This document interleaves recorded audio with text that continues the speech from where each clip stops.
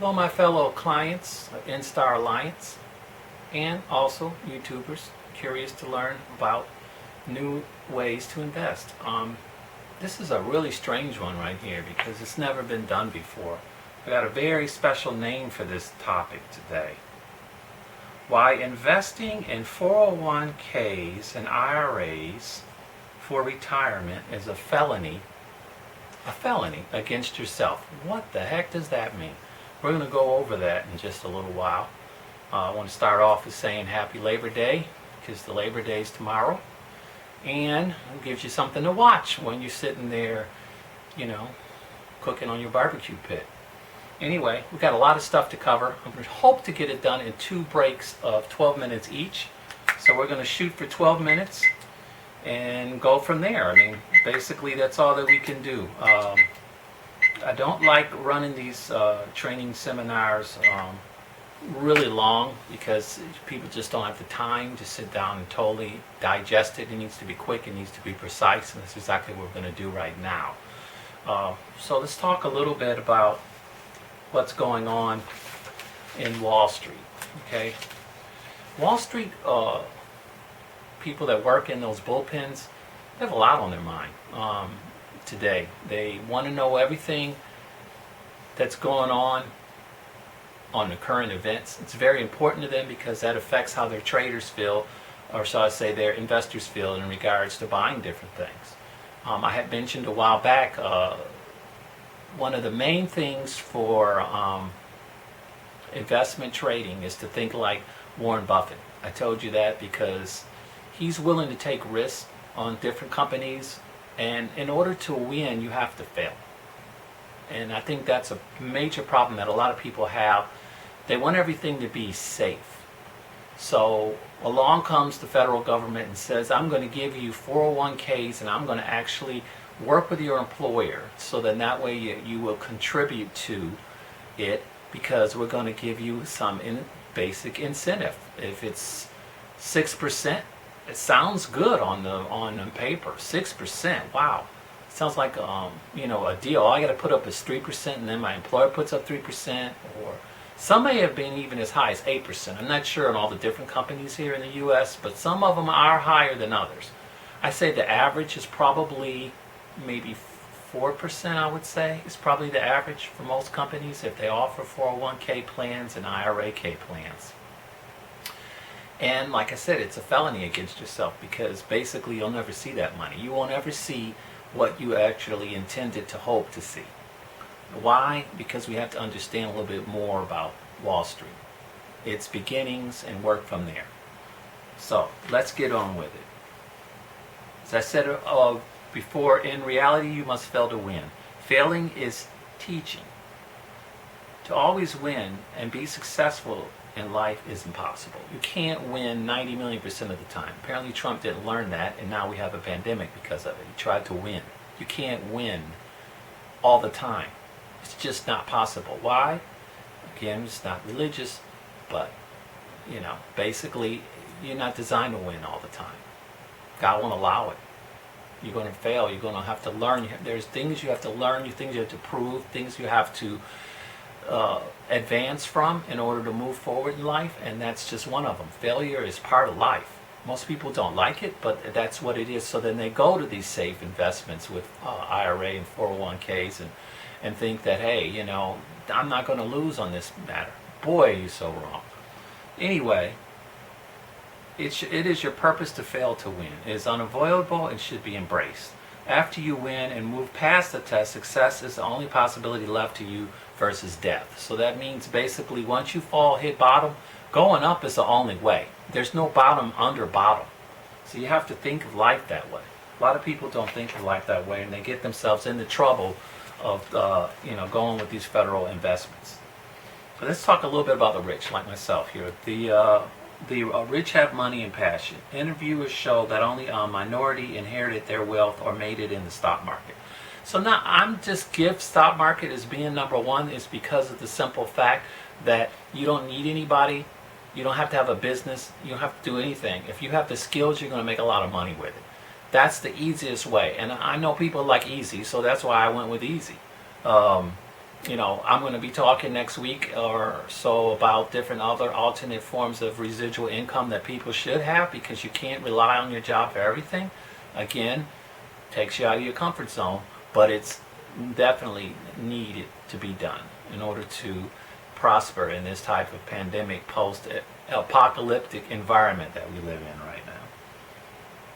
The old saying is true, the rich are different. But not only do their values and habits set them apart from the norm, they're different from their wealthy predecessors of a generation ago. For those interested in joining their ranks, it helps to understand why. To enter the nation's top 1%, you need more than 5 million. And if you get there, you have plenty of newly acquired company. The number of U.S. millionaires has quadrupled in the past 10 years to more than 930,000. Indeed, 70% of the nation's big family fortunes are less than 13 years old. What got them to the highest level? Again, not necessarily stock. Again, I pick stock for you because of the simple fact I want my clients to have something that they can quickly make money with if they understand how to do it and they have the time to do it. That's why I pick stocks as number one. And Warren Buffett's income proves me right. On the average, people who usually hit the $5 million mark, that's only 10% of their money came through passive investments. Most of them ended up doing it through small businesses, to be honest with you. So the small business thing is not dead. A lot of people got it from basically working small businesses. You work large companies, the large companies are going to get rich, you won't. That's just the way it is.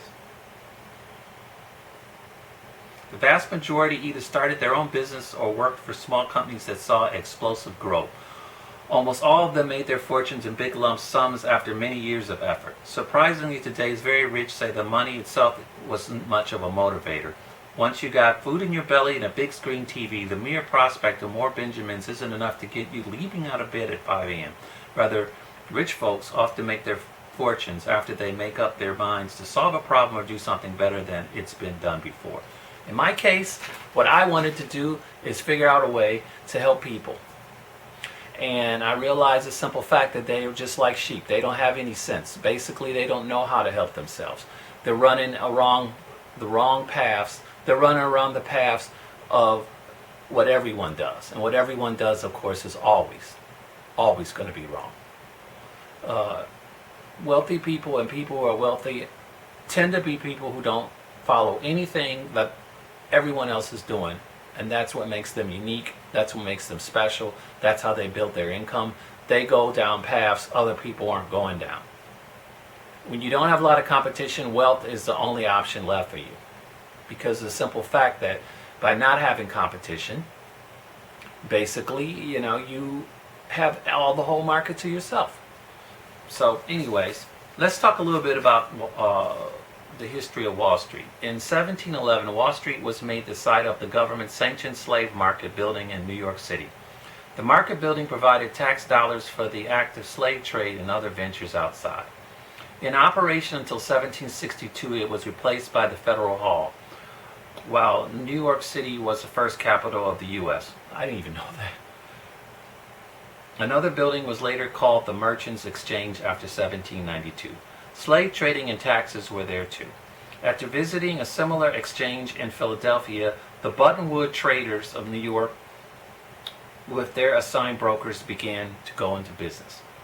In 1817, the model was adopted as the New York Stock and Exchange Board. Stock trading began. Basically, once they got past the slave labor, and that should tell you something right there. They're using that for slaves. Now they use the American public as slaves, because the simple fact that they get suckered into working with that as a way of retirement, which is completely insane. But we'll keep going with this. In 1817, the model was adopted as the New York Stock and Exchange Board. In 1837, a telegraph office set up to use wires connecting the various brokerage together. There was one slowly forming in Chicago. Of course, we talked about the one in Philadelphia, and of course, everyone knows about the one in New York. In 1867, the stock ticker was born. I wish I had a picture of that. Hey, my bad. I should have got a picture of it, but you can go online and see what a stock ticker looks like. In 1903, today's building was opened on 18 Broad Street, and all the U.S.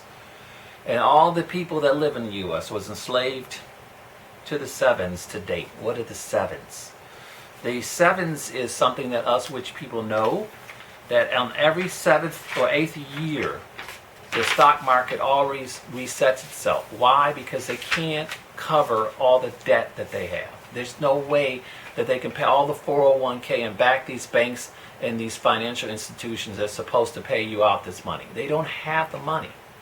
And speaking of having no money, the way that Trump's been squeezing away at the IRS and not allowing them to cash a single check and shutting down the thing, I'm going to cut your taxes back down, they're getting to a point where that it was bad enough that the country was bankrupt out back in 2018 when he decided to go up against China, and then they were the ones who were covering all our mutual bonds and funding that so that we could service our debt.